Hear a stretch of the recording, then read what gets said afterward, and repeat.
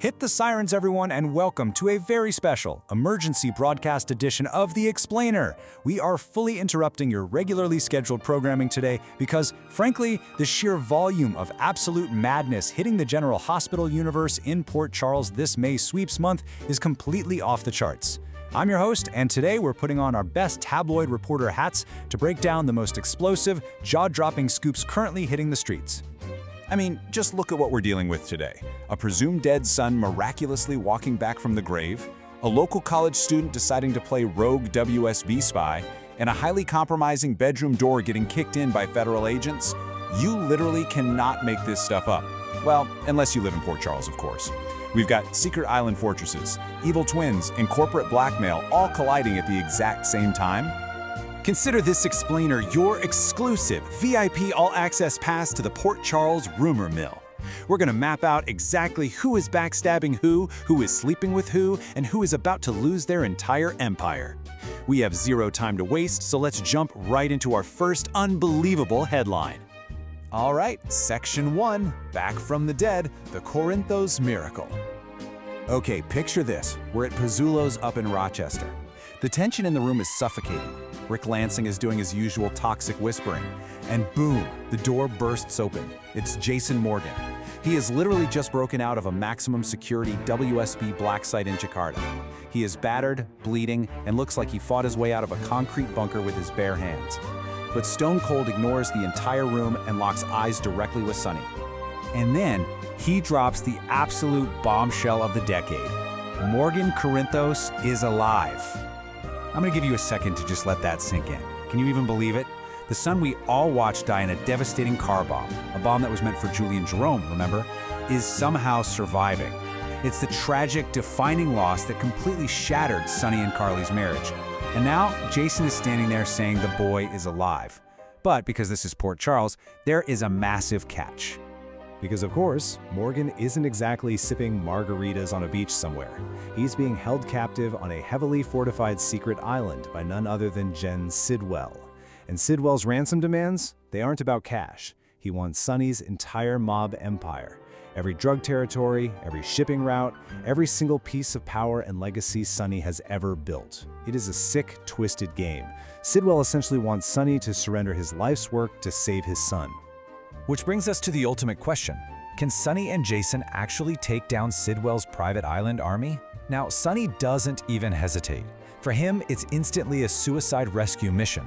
But let's be real here, Jason is heavily injured and wanted internationally, Sonny is emotionally unglued, and Sidwell is a global threat backed by mercenaries. They're walking directly into a trap. And the worst part?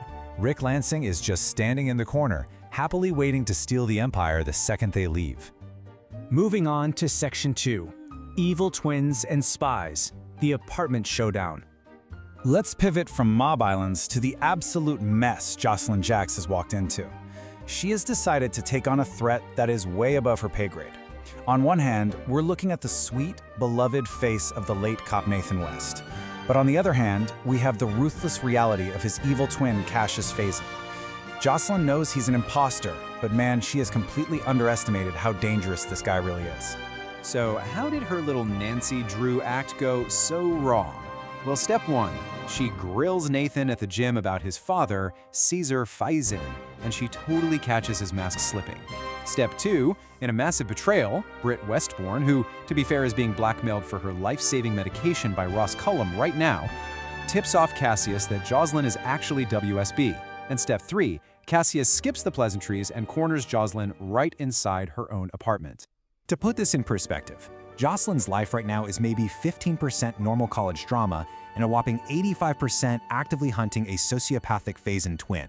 I mean, she is so out of her league here. Casius has completely dropped the good guy act, he's got her cornered, and he knows she isn't just some nosy kid anymore. She's a direct threat to his entire infiltration of the city. Things escalate fast. Casius physically grabs her arm, stopping her from leaving her own place. He drops the innocent act entirely and issues a very real, very lethal warning for her to back off. Now, maybe he's just trying to keep her off Ross Cullum's radar, but come on. You tell a Jack Spencer not to do something, and they are going to do it 10 times harder. She is absolutely not backing down, which puts her directly in the crosshairs. Available from Aquitaine Publishing. General Hospital Insights for May 2026. Sweeps are coming. Get an ebook or a paperback at Amazon.com.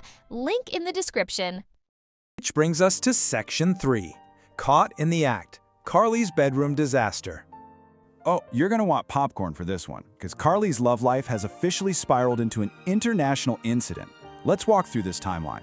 First, Valentin Casadine sneaks into her house. Actually, scratch that. He's basically harboring in her attic as an international fugitive.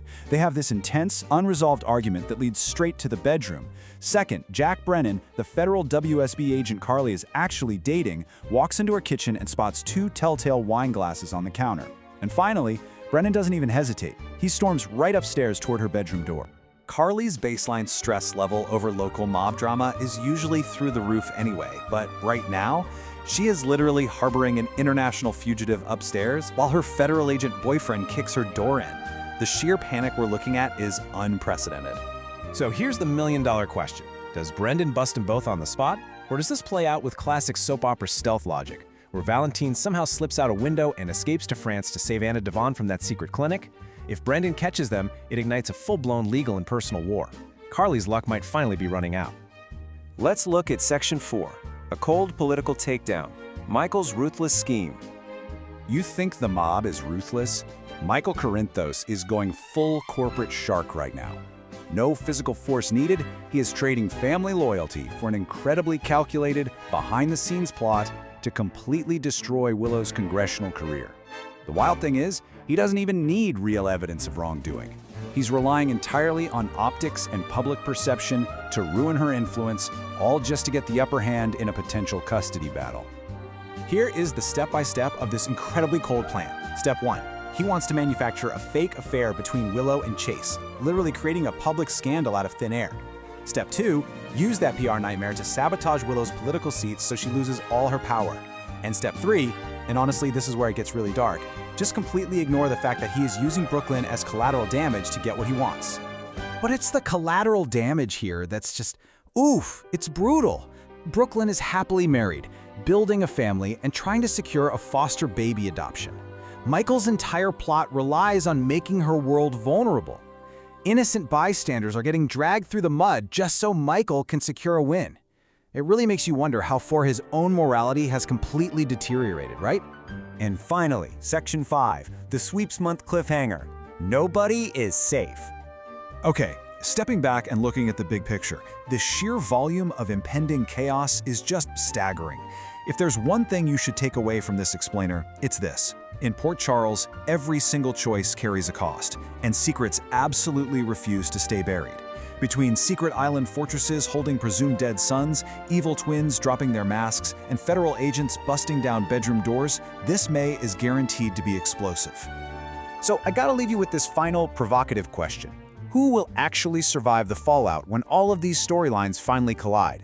Will Josslyn escape Casius? Will Sonny get Morgan back? Is Carly gonna end up in handcuffs? Thank you so much for hanging out with me for this exclusive explainer.